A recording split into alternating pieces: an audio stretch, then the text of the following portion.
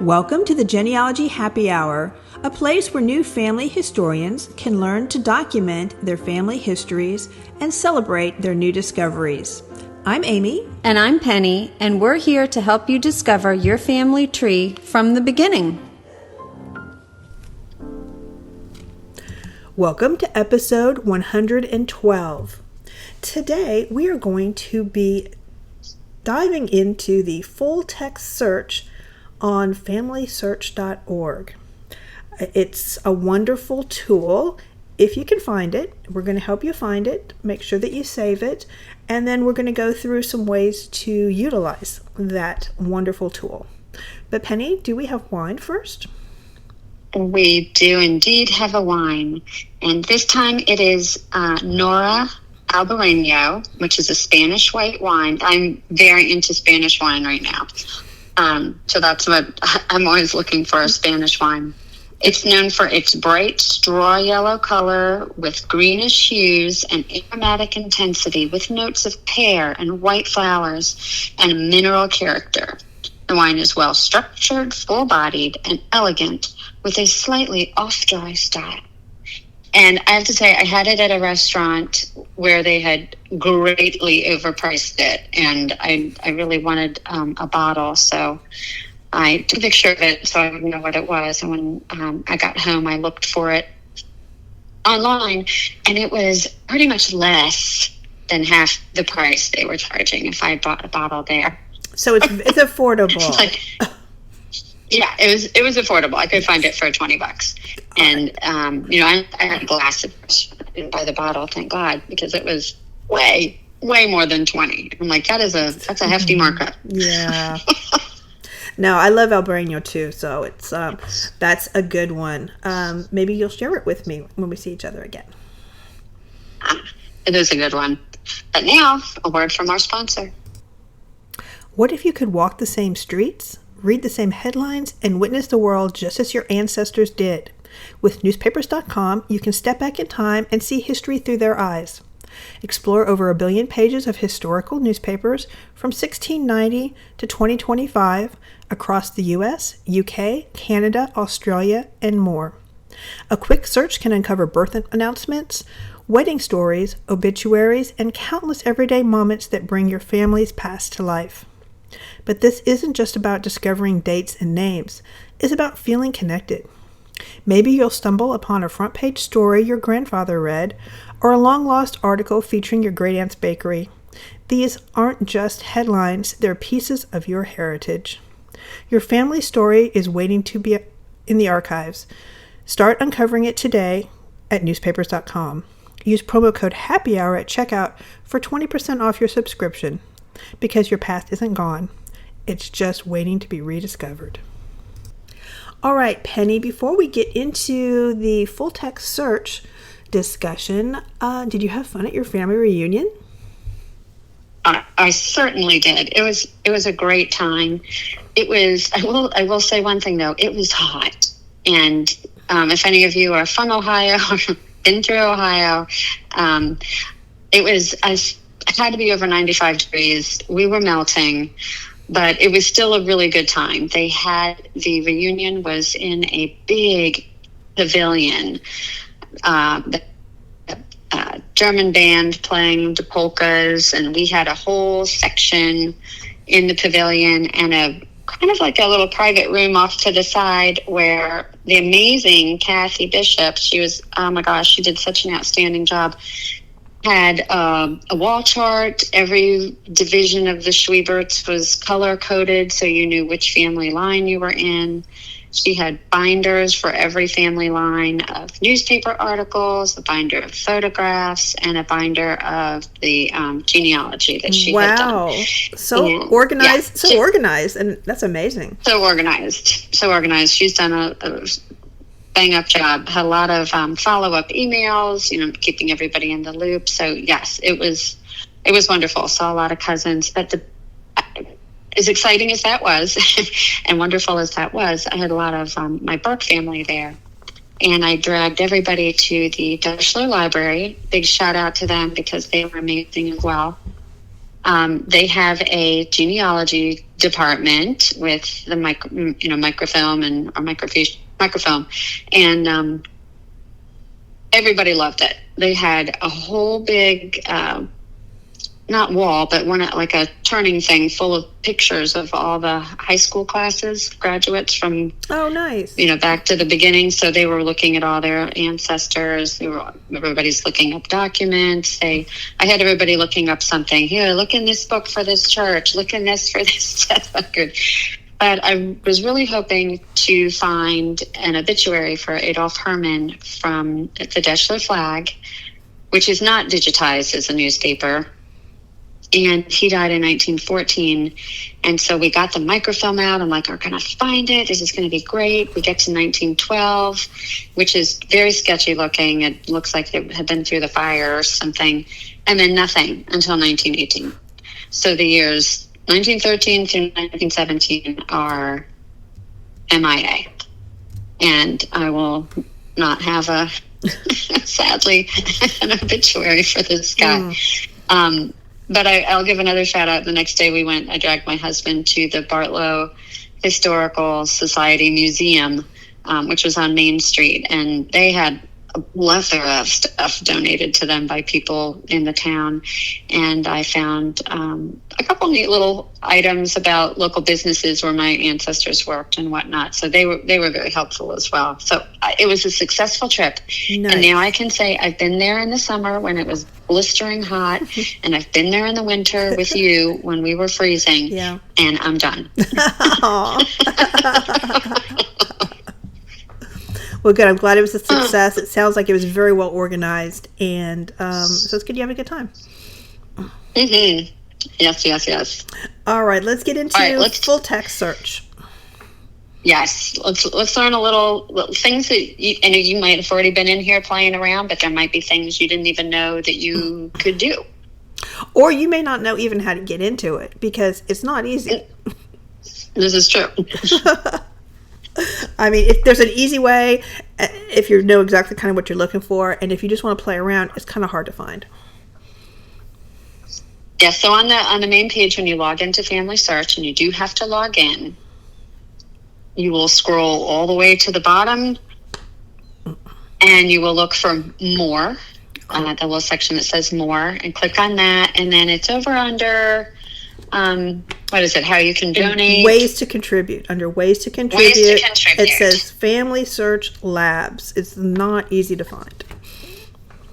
Yes, or just Google FamilySearch Labs.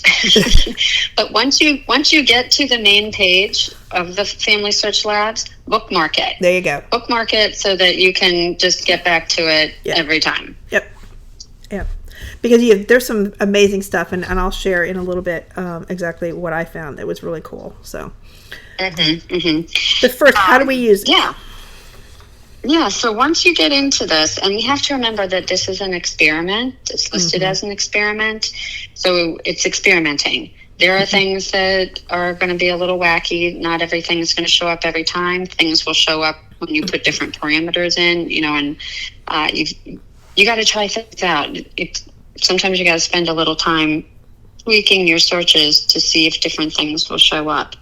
And not every. I'm sorry. I was going to say not everything that's digitized on FamilySearch is put through the labs. So you're only seeing a small volume. Yeah, you're only seeing a small volume of things that have not already been transcribed or indexed. Let's say. But they are putting more and more on all the time. Yes. And I remember. Yes. I don't know how many episodes back we did that one story of my ancestor Anson Preston, and I realized he had a grandson that he was the guardian to who got into some trouble, with the law. And I had found that newspaper article, or I'd found out about him related to this kid, and then went on to the newspapers, threw something in the labs. And this time when I put Anson Preston's name in, a ton of stuff came up. So there is a lot of new information that is now available to me about him that wasn't before. And that was probably, a year ago maybe? Yeah, because it's only been out like a year. I think they introduced it at RISTech 2024, so it's only been out a little over a year. Yeah, and they've been doing a bang-up job with it.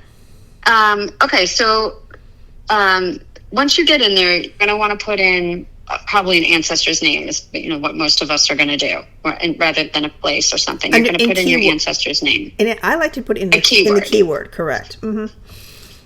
Yeah, I've tried it both ways, putting it in the keyword and putting it under name. And sometimes you get different things. You can put it in both places. And then, do you want it in quotes or do you not want it in quotes? Like, do you want, I'll use John Burke. We put John Burke in quotes, and I've left it out of quotes. So, of course, then you might get other Burkes that pop up and John with a different name. And you still couldn't find him, could you?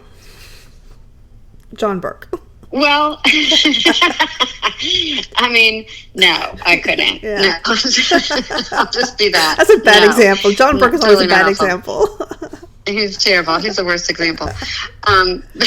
So once you're in there and you've got your names, over on the side, it gives you year, place, record type for your filters. And for me personally, I like to leave that side blank. I like to put my name in, and then I just click search. And then when the list of possible results comes up, right above that is a section that says filters. Right. And under those filters is collection, year, place, and record type.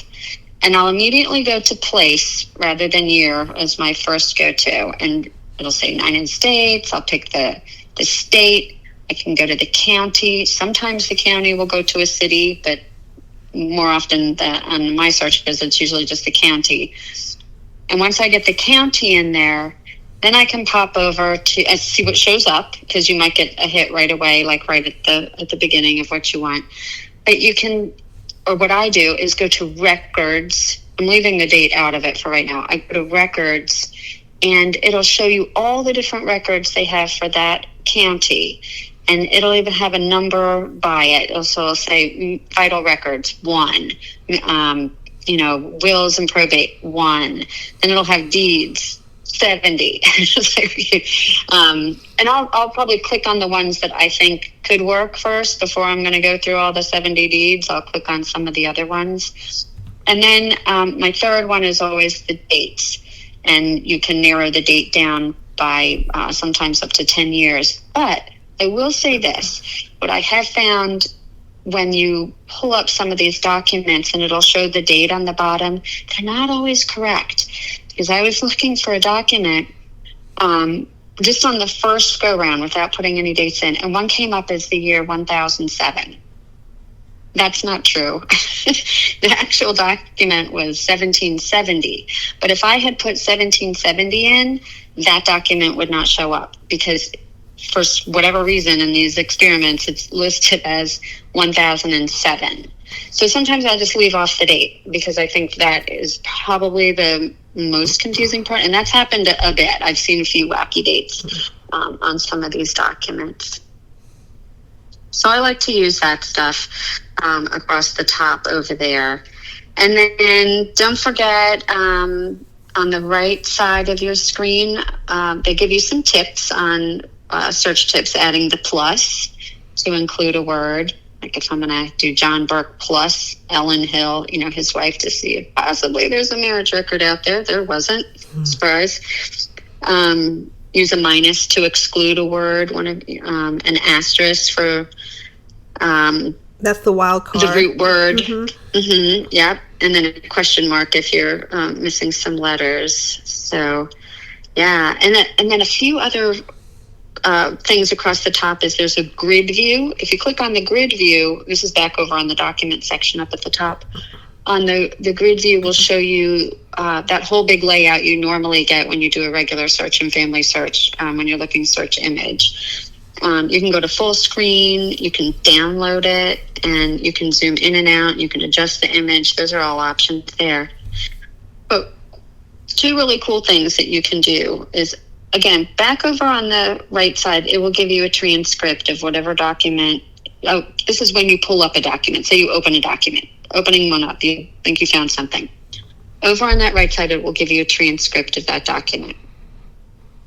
Up at the top, it'll say summarize with AI, and it can give you a summary of that transcript. And I think that is always helpful. Try it.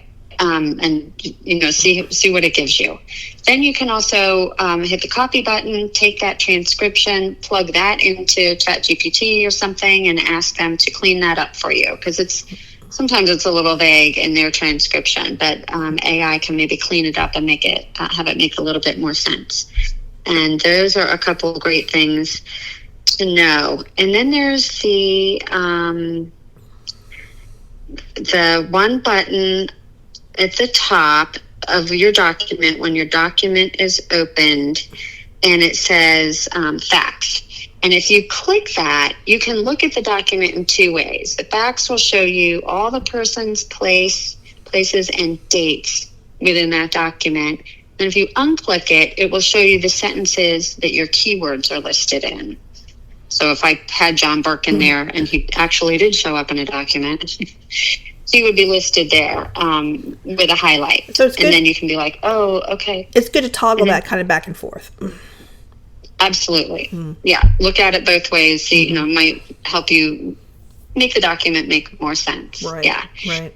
And the last thing I want to say is there's also a little box when you're in the document again that is, or if you click the save button, you can save it to a tree if you have a FamilySearch tree, but you can also save it to a source box, and you can label it, I would label mine John Burke, and I would throw that document in there. And then later I can come back and just go to that source box and pull all the things that saved and go through them if I don't have the time to do it now. If I just want to throw some stuff in there, like, all right, I think this might be good, I'm going to look at it later, I can throw it over there and then come back to it. Perfect. So you've had some experience now doing a couple different books of research. Right, not as much as you, because you are the techie person. You've been in here longer than I have. But I have two things. One, I went in when preparing for this podcast, and I went in through the labs after I hunted around and found it, how to get in, and I put my...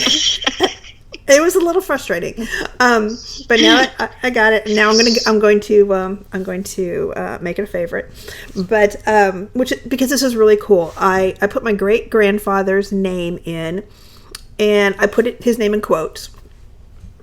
And it came up with a bunch of, I think there's like maybe 10 different documents or 10 different places that he was found in. And one of them, which I had never seen before, I had no idea, was a subpoena. He was subpoenaed in Allen County, Indiana, where he lived.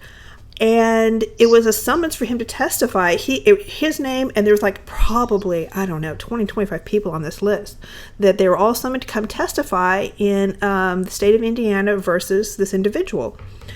And I had no idea. And I know that I've put his name into like newspapers.com before, other newspapers, and this never came up.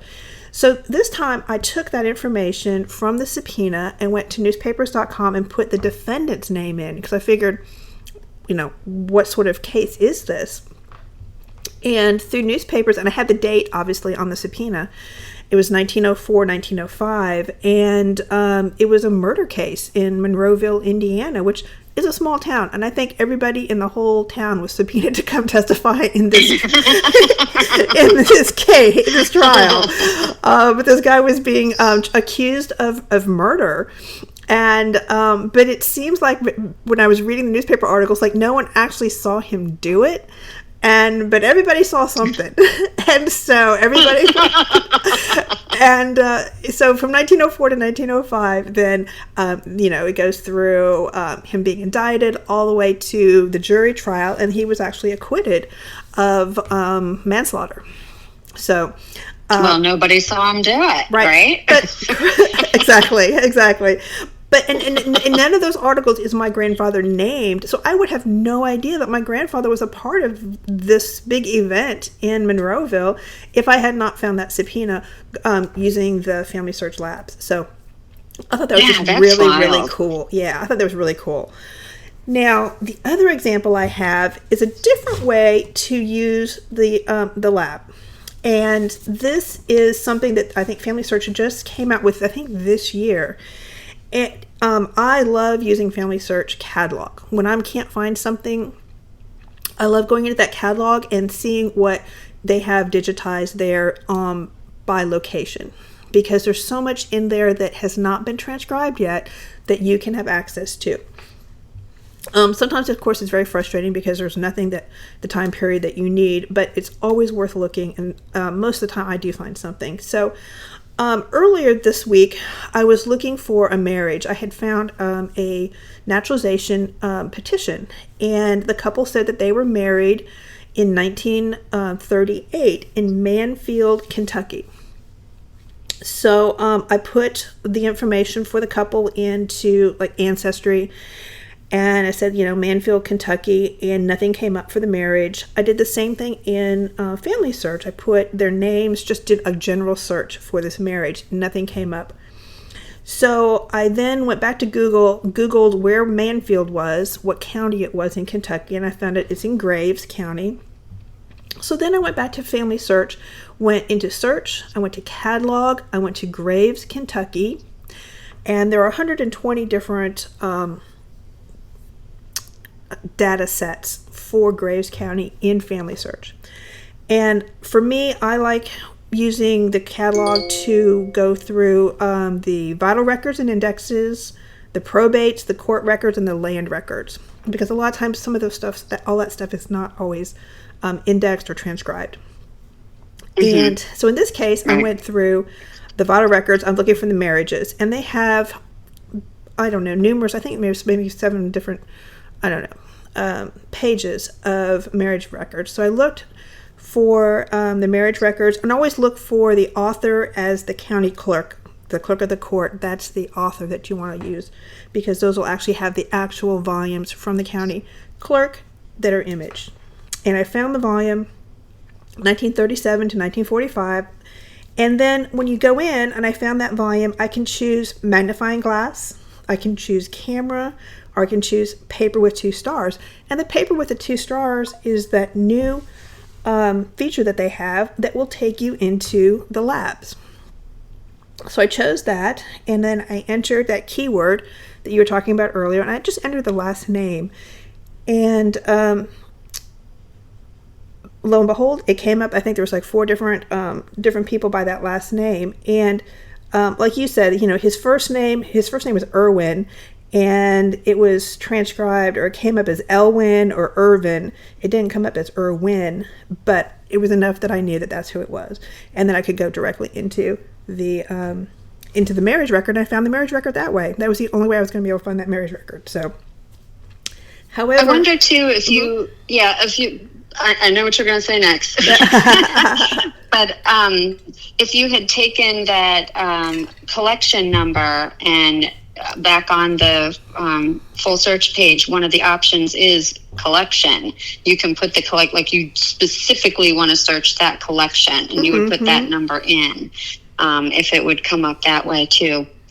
It sounds like it probably would. Right. But now, go ahead. Say what you were going to say. Yeah. Once you have the microfilm number, you can find a lot of things that way. But the thing that was great, because I found the exact record I was looking for, and I was just looking for this one record, and I wasn't doing any more research on the rest of the family per se. Well, I know that the rest of the family didn't come to the U.S.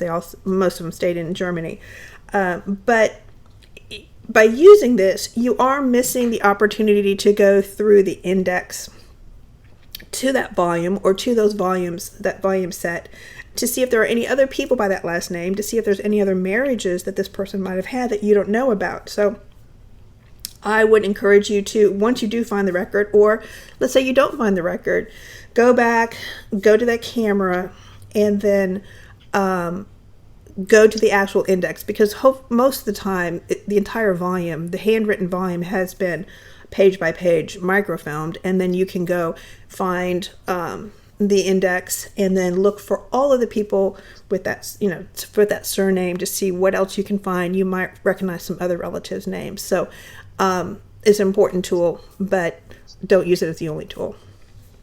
Right. And I will say too, go back to, if you are in that document, like you were just looking in that document, if you click on that grid view, it should take you to that whole document. Absolutely. Where you can scroll back. pages, whatever, and find it from there. Right. Yeah, you don't have to go back to the little camera. You can just click on that grid view, and then you'll see all of the pages in that volume. Yeah. Yep. So there's several. I like that there's several different ways to get to where you want to get to. Mm-hmm. But yes, I mean, I think there was great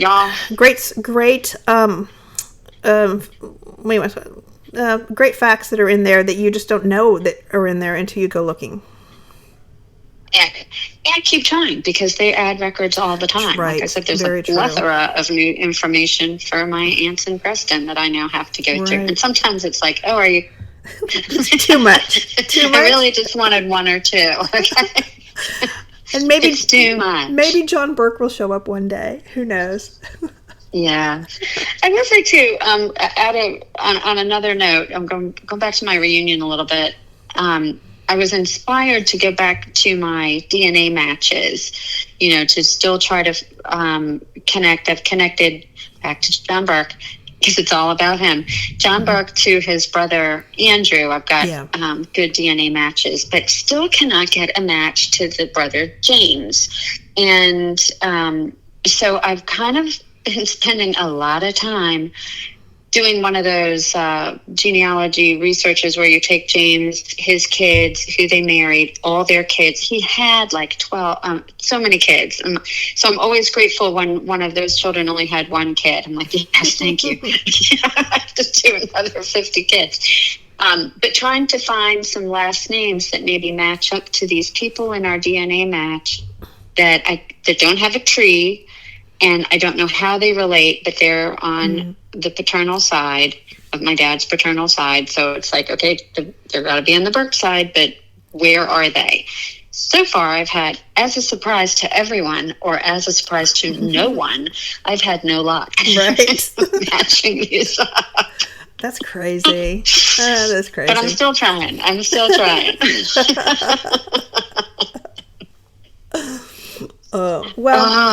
hope someone out there has my pain of not finding anyone. There you go.